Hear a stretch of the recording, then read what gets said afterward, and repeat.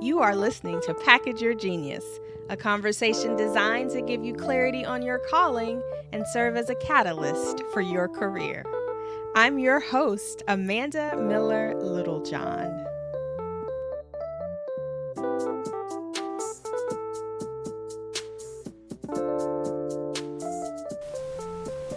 On episode 100, I talked about the difference between being an activator and a maintainer.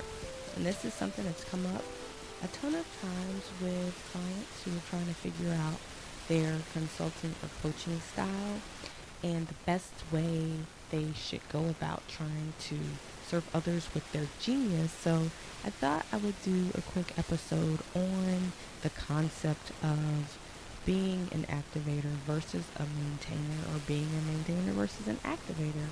If you're not sure which one you are and you've been having some challenges around how you show up to serve others because you're nervous about what the potential commitment is, or I guess lack of commitment.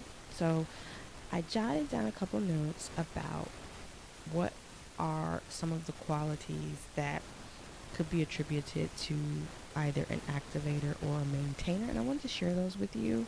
So kind of understanding and embracing this part of my personality was really helpful when I first set out to do coaching sessions. So when I pivoted initially from PR services, I decided to offer kind of a strategy session, so to speak, around PR and personal branding, but the session evolved into just so many other things. Like, I offered beyond just, okay, this is how you use Twitter, or whatever the case may have been. But something that I did find in that process was I had a real gift for meeting people who were stuck and lacked energy around their ideas, didn't know which direction to take, and just had been in this kind of energetic slump and couldn't move past go. And so supporting them and helping them get out of that slump and almost ignite them so they could go on and do the thing they wanted to do seemed very valuable to them, but also very fulfilling for me. But if those people needed kind of ongoing maintenance of their ideas, or like, for example, say I said, this is how you use social media, this is the plan that you need to adhere to, this is how you can make it work for you, let's do a couple sample posts so you can get the hang of it. And then they're excited because now they understand how to use it and they want to move forward.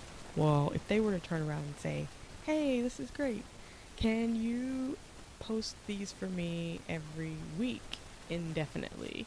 Like, that totally would make me nervous. Like, no, I don't necessarily want to build the building. I'm more of like the architect, right? So like, I have the vision for what the building could be.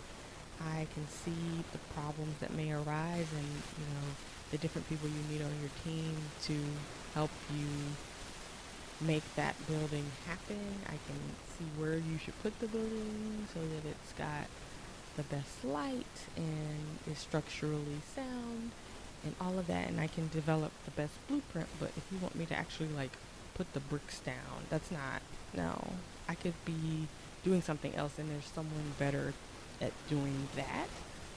But in terms of like having a plan for how this building comes together, I'm your girl, right? So I realized that, and I saw that there were definitely people who wanted that more ongoing high touch service, but it also bristled against my own desire to offer that. And luckily for me, early on, I was very intentional about not doing things that drained me, or I was very tuned into my energy, put it like that.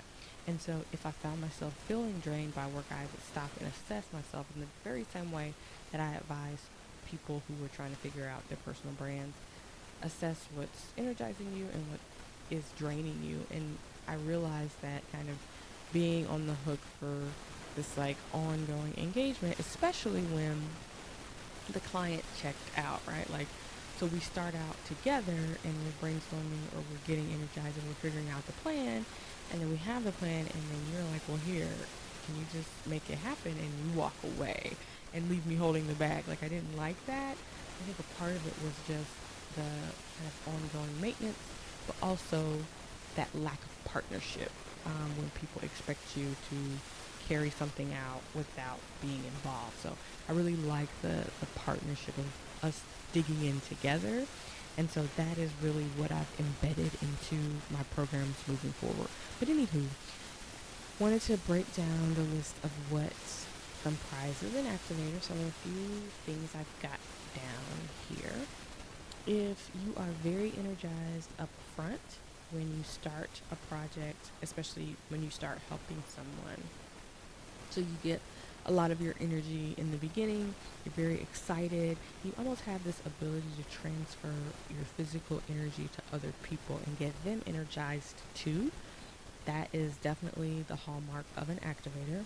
If you can focus intensely for a predetermined period of time, so we're going to meet for an hour or we're going to work together for 3 months, but a predetermined set of time, typically a short term or short project. If you like brainstorming and kind of getting projects off the ground, if you enjoy being a part of the creation process, but not necessarily the ongoing development or once it's been developed, just keeping it going, that's not really your thing. If you lose patience and energy over time as things drag on, you're very excited and energized in the beginning, but over time that energy starts to fade and you lose interest, because that's not necessarily a point of strength for you. So those are the things I wrote down for the qualities of an activator. And in terms of maintainers, which would be the opposite of an activator, if you are more of a steady day-to-day person and you don't find the day-to-day experiences mundane, right? Like, especially when it comes to relational. So if you enjoy really digging in there with people and getting into the nuances of how they change and supporting them over time, you may be a maintainer. Typically, maintainers are also very nurturing, so they just really like helping people develop and grow, and they don't need that like quick, immediate return of energy and results, but they're willing to wait patiently for those results to occur.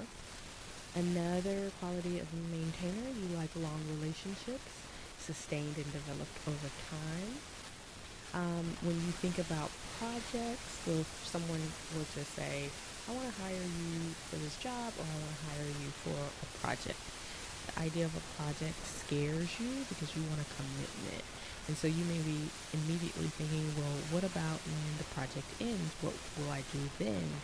And it makes you nervous to have a project versus exciting to know that, okay, this project has a defined beginning point and a defined ending point. Maintainers may also feel that your best work comes out over time once you've had time to warm up. So you don't necessarily jump in feet first, but it takes you time to warm up and your best stuff comes out over time. So you need more time to get to the place where you are kind of in your zone. And then another aspect of a maintainer is you don't mind keeping up what someone else put into place.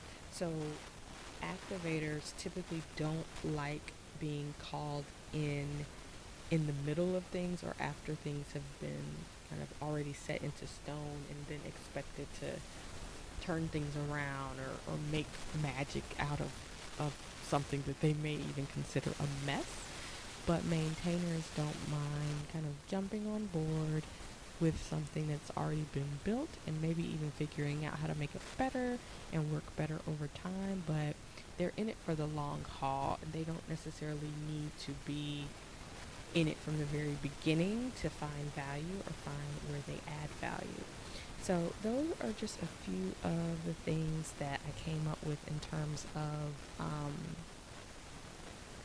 what the differences are between an activator and a maintainer.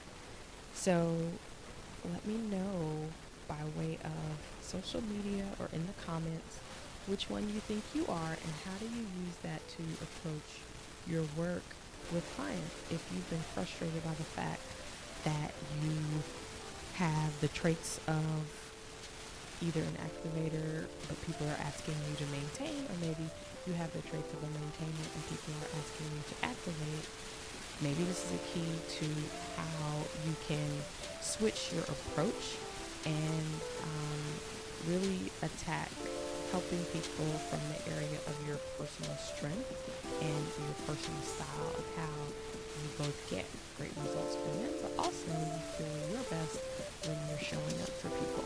So, hope this was helpful. Hit me up on social media and let me know. I'll see you on the next episode.